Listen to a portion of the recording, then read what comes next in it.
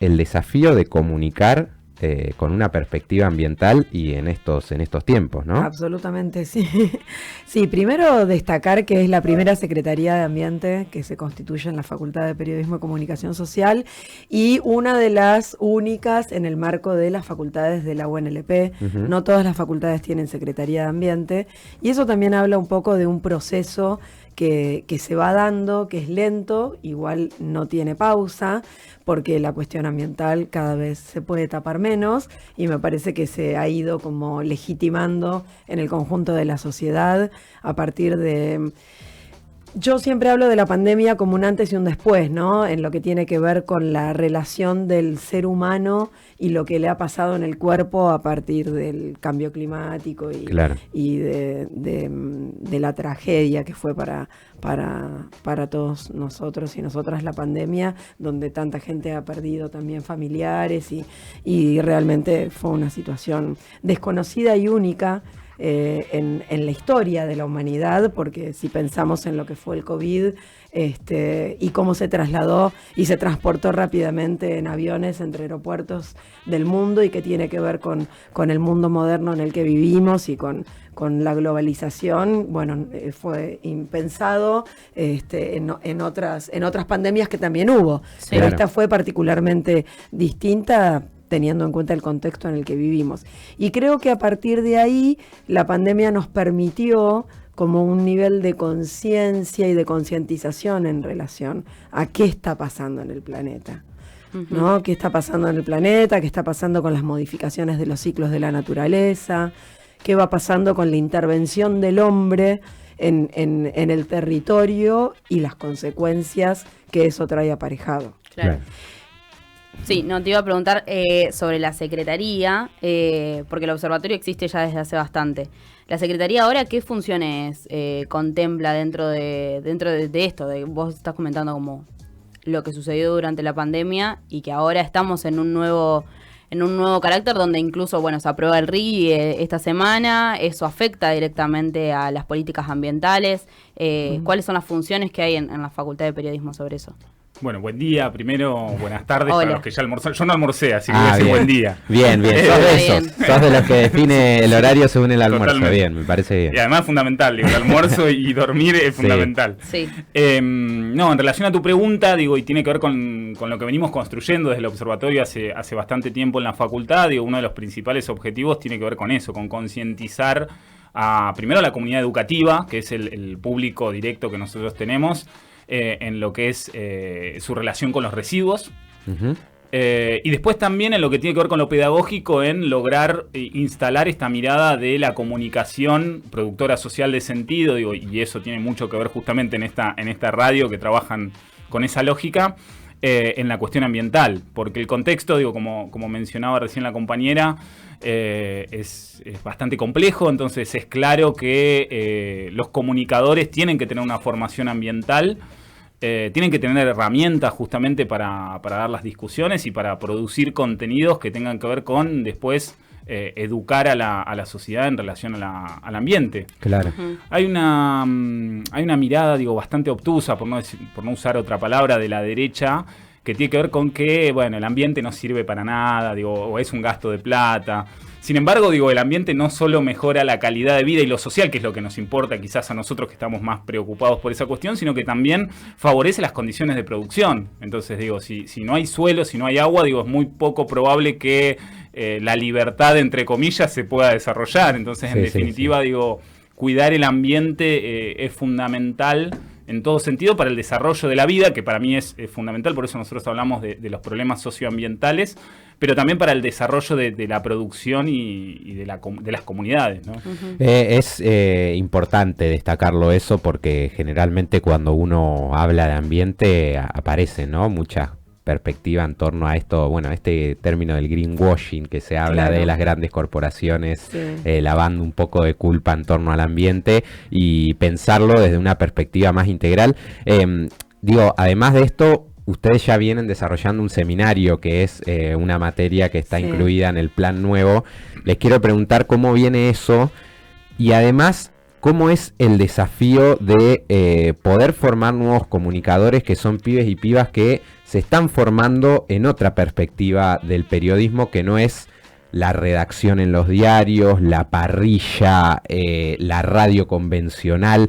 ¿Cómo se hace para formar en ambiente, que es algo novedoso, pero además con las plataformas nuevas y lo que demanda el mundo nuevo del periodismo y el mainstream? Sí, yo ahí, antes de esto último que decís, me parece que lo primero en lo que nos estamos focalizando es en abordar una mirada crítica, una perspectiva latinoamericana en relación a la cuestión ambiental, que ese es el principal desafío, porque hay distintas maneras de abordar lo ambiental. Y a nosotros no nos interesa particularmente la perspectiva que lo que nos plantea es un reconocimiento de las desigualdades que se dan en torno a quiénes son los que generan y producen mayor daño y quiénes somos los que somos receptores de ese daño que no generamos, pero sí soportamos y padecemos. Eso tiene que ver con para hacer un poquito de historia y rápido, pero vieron que el 5 de junio es el Día Mundial del Ambiente. Sí. Bueno, el Día Mundial del Ambiente es el 5 de junio porque en esa fecha se produjo en el año 1972 una conferencia que empezó a plantear cuáles eran las cuestiones que había que tener en cuenta en el mundo a nivel internacional sobre el cuidado del ambiente. Esa conferencia que se da en el 72, en la que participan distintos países, no solamente las principales potencias, da como respuesta una mirada latinoamericana que se plantea y se posiciona frente a las grandes potencias diciendo está bien, pero no todos tenemos el mismo nivel de compromiso y responsabilidad. Claro.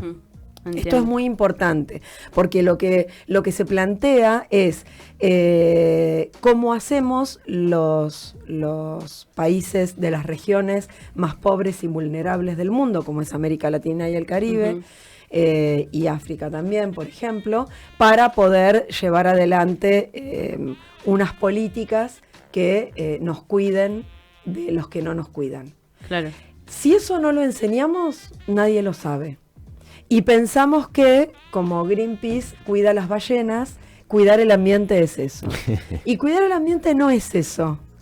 Tal vez hay que cuidar a las ballenas, no digo que no, pero no pasa por ahí el planteo que nosotros hacemos, No, claro. sino por tener conciencia de cuáles son nuestros derechos, ¿no? De cuáles son nuestras también obligaciones, pero de cómo podemos las comunidades que estamos siendo afectadas por una determinada situación que no generamos, apelar a que nos cuiden, Claro. apelar a que los estados, nación, tengan y cumplan con lo que dicen que tienen que cumplir. Si hay una localidad, y siempre decimos lo mismo, los hechos suceden en las localías y ahí se resuelven. Digo, hablamos de inundaciones, hablamos de contaminación, pero las cosas suceden en un determinado lugar. Se inunda tal ciudad, se inunda tal barrio, está contaminada, ¿no?, tal vecindad. Bueno, ahí, ¿cómo empoderamos a los sujetos sociales de esos territorios? Primero, para que sepan que hay que organizarse, porque las soluciones, y bueno, no soluciones, las reparaciones ambientales, porque no hablamos más de solución. Claro, de hecho, vos traías a Greenpeace, que es una de los espacios de militancia que han cooptado al ambientalismo, cuando la realidad es que después no los podemos ver ahora reclamando por el RIGI, por ejemplo, Claro. sin ir más lejos. Claro. Al ambientalismo verde, le diría yo. Claro. Sí, y que tenés como una traspolación de, no, el ambiente y el desarrollo no pueden estar juntos. Claro. Como, bueno, y entonces nosotros lo discutimos mucho en DLR, a esto de, bueno, qué se hace con la minería, con el litio, para quién se está desarrollando. Como, ¿cuál es la postura de ustedes en ese punto? ¿Se puede conjugar desarrollo y ambiente? Sí, a ver, es una pregunta muy difícil porque también está instalada en la sociedad esa disputa constante, digo, se han instalado como dos polos opositores. Sí, antes de que sigas le tiro el pie a Fer. Nosotros decimos, tal vez no es minería sí o minería no, sino minería para quién. Claro, un poco parándonos sobre esa premisa, yo creo que es interesante discutir qué es el desarrollo, o hacia dónde vamos cuando hablamos de desarrollo. Quizás desarrollo no tenga que ver con, desarrollar una minería, para que esto que decía recién Nata, que la plata se la lleven otros hacia afuera. Claro. Pero bueno, también entendemos que, sin caer en el ambientalismo verde, que un país no se puede desarrollar, si no pensáramos en un desarrollo de una industria, seguramente no estaríamos acá usando un montón de dispositivos que implican el uso de ciertos recursos naturales. Tal cual. Claro, no caer en el conservacionismo tampoco, Exacto. porque es cierto que el hombre debe desarrollarse y debe sobrevivir en el planeta y va a tomar y va a utilizar del planeta y de lo que tiene alrededor para esa supervivencia. El punto que se critica desde una perspectiva latinoamericana, primero es la concentración de la riqueza en manos de unos pocos, y cuando digo riqueza hablo de los recursos naturales. Los bienes comunes devenidos en recursos naturales, en el momento en el que el hombre los toma y en el momento que los toma y se hace dueño, ahí tenés un problema y una tensión de desigualdad social, de lucha y de disputa política, económica, atrás de un sistema que funciona de una determinada manera. Claro. Entonces, qué sé yo te puedo decir que si hay un pueblo que vive de la minería, por ejemplo, como modo de supervivencia, no sé si es que está tan mal si eso es repartido entre todos. Ahora, si eso está en manos de uno o de dos que se enriquecen en función de una problemática, ¿se entiende lo que digo? Sí. Ahí tenés otro tema, porque acá el problema también es ese, ¿no? Sí, cómo se desarrolla. Sin ir más lejos, como apostilla de anécdota, hace un tiempo nos cruzamos con un trabajador de Vaca Muerta que vive cerca de Añelo, no vive en Añelo, pero nos contaba. Añelo es la ciudad donde está Vaca Muerta, de donde más van los trabajadores también, y es una ciudad que no tiene gas. No tiene gas, claro. No tiene calles asfaltadas, y todos los trabajadores de esa ciudad trabajan en Vaca Muerta, o la mayoría de las personas que viven ahí. Y que es justamente eso, cómo también las empresas accionan ahí en ese territorio. Claro, y ahí tenés una política de Estado que está pensando cómo quiere funcionar. Claro. Bolivia nacionalizó el litio. Claro. Por ejemplo, es una manera de verlo. Ustedes saben que entre Bolivia, Chile y Argentina tenemos el mayor triángulo del litio en el mundo. Entonces vos tenés que Bolivia toma una postura, Chile toma otra y nosotros tenemos otra. Uh-huh. La nuestra es la más liberal. Uh-huh. ¿Sí? La nuestra, vienen las empresas extranjeras, intervienen en el territorio, se llevan el recurso y dejan migajas, ¿no? Eso es lo que está pasando, de eso se está hablando cuando se habla del litio. Pero también es cierto que, por ejemplo, los recursos naturales son de las provincias. Claro. Entonces vos ahí tenés la posibilidad de que el gobernador de una provincia decida, ¿no?, lo que quiere hacer en relación a esa situación, y ahí no tenés un Estado que está diciendo, más está la provincia, pero hay una nación, ¿no? Decimos que no podés hacer lo que vos quieras. Eso no pasa hoy en la Argentina. Estamos hablando con Natalie Ñíguez y Fernando Rossi de la Secretaría de Ambiente de la Facultad de Periodismo y Comunicación Social. Gran laburo que vienen desarrollando desde el observatorio. Yo les vuelvo a insistir con la misma pregunta. A ver, ¿cómo es el poder trabajar o comunicar eso en un desafío? Porque también tenemos esto de que, mucho en el ambiente hay mucho paper, mucho académico, o también esto de informes largos, cuestiones de notas que por ahí se hablan en términos que están muy alejados de lo que se palpa en la realidad. ¿Cómo es el desafío de trabajar esa comunicación, la forma de comunicar el ambiente? Nosotros laburamos mucho con situaciones concretas en el territorio. Uh-huh. Y como cada vez hay más, no es difícil encontrarlas. Entonces vos estás formando a los estudiantes, a las y los estudiantes. Primero avanzás en una deconstrucción de ciertos conceptos para reconstruirlos desde otra perspectiva. Claro. Pero después, bueno, es trabajar en el territorio desde lo colectivo. ¿Cómo vos podés, como comunicador, organizar un barrio que tiene un determinado conflicto ambiental para que sepa a quién tiene que ir a reclamarle la reparación de ese daño? De un basural a cielo abierto. Bueno, ¿cómo haces? ¿Cómo lo organizás como comunicador? ¿Cuáles son las herramientas que vos podés brindarle a una determinada comunidad para decirle, organízate por acá? Y esta reparación o esta situación que querés modificar, bueno, necesitas a tal actor y a tal actor que son los que toman decisiones en función a eso. Planificación. Claro. Planificación y estrategia. Claro. El rol del comunicador como planificador y pensando en cómo puede transformar la realidad. Siempre hablamos de que una de las cuestiones más interesantes de los comunicadores es la posibilidad de transformar la realidad, ¿no? Claro. Y de eso se trata de, bueno, Sí, hagamos algo. Yo mientras que hacías la pregunta me estaba riendo, porque es, voy a ventilar una infidencia que ocurre en la Secretaría, que es que todo el tiempo estamos discutiendo de eso de, bueno, todo lo que producimos, cómo lo comunicamos. Claro. Y ahí claramente hay distintas posturas que tienen que ver también con el acercamiento a nuevas tecnologías o no. Hay una disputa generacional ahí también, Claro, porque es muy sí. variado también la franja etaria de los compañeros y compañeras que participan en el observatorio y en la secretaría.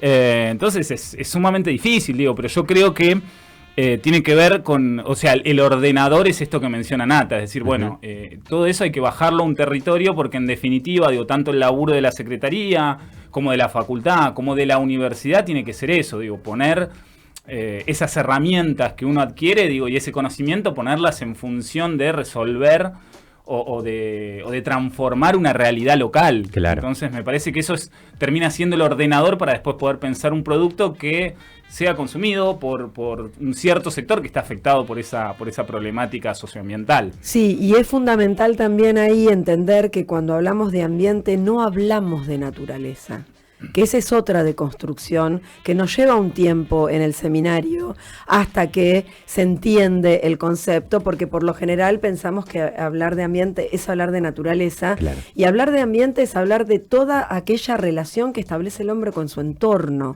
dentro de la cual se encuentra en parte la naturaleza, pero cuando vos pensás que hablas de ambiente y hablas de esa complejidad, hay muchos más problemas que se te transforman en problemas ambientales y que van más allá de cuidar un árbol o de decir hay que más espacios verdes, ¿no? Sino que tienen que ver con otra cuestión, porque atrás de eso tenés los emprendimientos inmobiliarios, las disputas económicas, ¿no? ¿Cuido los espacios verdes o no los cuido? ¿No? Claro, la dicotomía que siempre está ahí en la mesa. Y que terminan ganando por lo general los grupos económicos, Sí, ¿no? claro. Nordelta y el Carpincho. ¿Por qué aparecen los carpinchos en Nordelta? Porque en realidad era el lugar Hubo del invasión, carpincho. claro, de personas. Y el que no tiene que estar es el, claro. Sí. Pero de repente cuando había que aprobar la ley de humedales, no se aprueba. No, claro, y que justamente da cuenta de cómo el desarrollo político, teniéndolo todo, no se llevó adelante, porque también hubo intenciones de que el litio sea un insumo estratégico y bueno, no se llevó adelante la aprobación ni nada por el estilo. Pero yo les quiero preguntar por último, el observatorio Son tiene... incisivas las preguntas acá. Y bueno, porque Vienen acá... siendo- van a despertar un conflicto interno muy grande. Y bueno, pero... Nosotros tenemos que encontrarnos después con el resto de los compañeros y compañeras de la secretaría. Bueno, ahí le dejamos puntitas. Claro, ya les armamos el temario para la Claro. semana. No, les iba a preguntar sobre el seminario. El seminario se da siempre, es cuatrimestral. Sí. ¿Cuándo abre? ¿Cómo es la dinámica? ¿Y cómo es la respuesta también de los estudiantes, digo? Silencio. No. Silencio El seminario se da... Era de las el- menos incisivas. El seminario se dicta en el segundo cuatrimestre. La respuesta es súper importante porque tenemos muchos estudiantes que se inscriben. Es un seminario optativo pero de los cuales, de los optativos, los estudiantes tienen que acreditar 2 obligatoriamente. Claro. O sea, es optativo en la temática, porque vos ahí elegís dentro de varios el que te interesa más, pero es obligatorio en la currícula aplicar 2 de los seminarios optativos. Y tenemos muchos estudiantes que se anotan porque creemos que realmente también esto, ¿no? Es el primer espacio que se abre en la facultad para hablar de la cuestión ambiental y de trabajar el rol del comunicador ambiental. Sí, en ese sentido, digo, me parece que es una prueba interesante esto de que sea un seminario optativo y de que tengamos tanta cantidad de alumnos Claro. y alumnas inscriptos. Digo, me parece que está Interesados, bueno. Sí. Y creo que también tiene que ver con una cuestión generacional, ¿no? Digo, que las generaciones de hoy ya vienen con esta idea instalada de la discusión ambiental. Digo, esto que estamos teniendo nosotros y que quizás en otro momento no se hubiese discutido, y yo creo que está en la mesa, en la agenda pública, y nada, y está buenísimo. Digo, me parece que eso ha sido una gran prueba de la importancia que tiene la discusión ambiental para la comunicación. Digo, veníamos discutiendo como un montón de cosas y fíjense que nombramos, bueno, aristas políticas, económicas, y sin embargo todo está cruzado por la cuestión ambiental. Entonces por ahí, digo, pensar eso, digo, empezar a poner en las mesas de discusión la cuestión ambiental es fundamental. Entonces formar profesionales y que la universidad pública pueda Claro. poner ese conocimiento, Sí. esos profesionales al servicio de las comunidades. Y otra Tal cual. característica que tiene no solamente el seminario, sino la Secretaría y el Observatorio, es que somos interdisciplinarios, o sea, no somos solo comunicadores. Tenemos, el grupo está constituido por profesionales de variadas disciplinas, y eso le da un aire interesante también a la cosa. Vieron que los comunicadores Sí, somos, sí, como sí, somos los comunicadores, ¿no? Nos enviciamos especialistas en casi todo. aparte. no, y aparte nos enviciamos con nosotros mismos y qué sé yo. Entonces, acá no, porque necesitas de la mirada interdisciplinaria. Entonces, por lo general, cada clase está a cargo de uno que tira una perspectiva distinta. Hay como un juego abierto a una mirada en abanico que resulta interesante para las y los estudiantes. Por eso Excelente. también digo, son interesantes las reuniones. Digo, justamente me quedo con esto porque ayer venimos anoche tuvimos una rosca. reunión Sí. y tiene que ver con eso, digo, con que abre un poco el juego y de pronto, digo, nos transformamos en grandes discusiones que por supuesto, digo, están siempre de buena manera, pero que sirven muchísimo para construir. Yo creo que eso ha sido o es una de las grandes ventajas que tenemos del observatorio y de la secretaría. Digo, esto que mencionaba Nata, de estar compuesto por distintos profesionales que muchas veces traen miradas y recorridos académicos totalmente diferentes a los que tenemos en la facultad y que aportan a la cuestión pedagógica de nuestra facultad y la formación de uno mismo también, Claro. porque... Sí, y una tiene cosa con que eso. les quiero sumar que es súper interesante, que es para otro programa, es la Ley de Educación Ambiental Integral de la 27621, que se aprobó en el año 2021, fue fundamental. Esa ley lo que dice es que hay que enseñar educación ambiental en todos los niveles Ujú. y modalidades desde la instancia inicial hasta las preuniversitarias, y además junto con eso la ley Yolanda, que también se aprobó más o menos en la misma época, Sí, también. que habla de la formación en ambiente para aquellos que toman decisiones en el marco del Estado, que son 2 leyes que fueron fundamentales para pensar esta cuestión de lo ambiental desde otra perspectiva. Y lamentar terriblemente el cierre del Ministerio Nacional de Ambiente, bueno, ni hablar del de Educación, porque se venía haciendo un trabajo muy importante desde el Ministerio de Educación de la Nación con todas las provincias del país para trabajar lo de la ley, y bueno, la verdad es que esas cosas se van a sentir, tal vez no las vemos ahora, pero en un mediano plazo vamos a ver las repercusiones que tienen este tipo de decisiones políticas, ¿no? Sí, obviamente. Sí, Gracias. que en provincia de Buenos Aires se sostiene. En provincia de Buenos claro, Aires se sostiene el eso sí. Ministerio de Con- Ambiente. Claro. Fer, Natalie, muchísimas gracias. Gracias Bueno, por venir. gracias a ¿Dónde ustedes, podemos chicos. seguir? No sé si tienen alguna página de la actividad del observatorio. En redes sociales estamos como Observatorio Ambiente UNLP Bien. y después, si no, dentro de la página de la facultad, que es perio.unlp.edu.ar/ambiente, están todos los objetivos, Documentos documentos y plan que estamos llevando adelante. por ahí quizás ahora, digo, como recién estamos arrancando, estamos como trabajando en todo ese proceso de subida de archivos, pero próximamente va a haber documentos como para poder, digo, leer y interiorizarse sobre algunas problemáticas. Bien. Excelente, chicos. Gracias por haber venido. Bueno, gracias, gracias a ustedes. Felicitaciones por la radio. Nunca había venido. La verdad que muy lindo estudio y bueno, a disposición para lo que necesiten y podamos colaborar. Sin duda. Y en cualquier momento los invitamos al seminario también. Obvio. Hemos sido alumnos del seminario, así que damos fe también. Y aprobaron bien. Sí, claro. Por eso estamos hoy acá invitados. No estaríamos acá. Bueno. Fernando Rossi y Natalie Iñiguez del Observatorio y la Secretaría de Ambiente de la Facultad de Periodismo y Comunicación Social acá con nosotros. Síganlos en sus redes y ahí en la página de Perio UNLP pueden ya leer un poco de los objetivos y documentos del Observatorio. Siendo las 13:43, vamos y venimos, que queda todavía un montón en Frecuencia del R.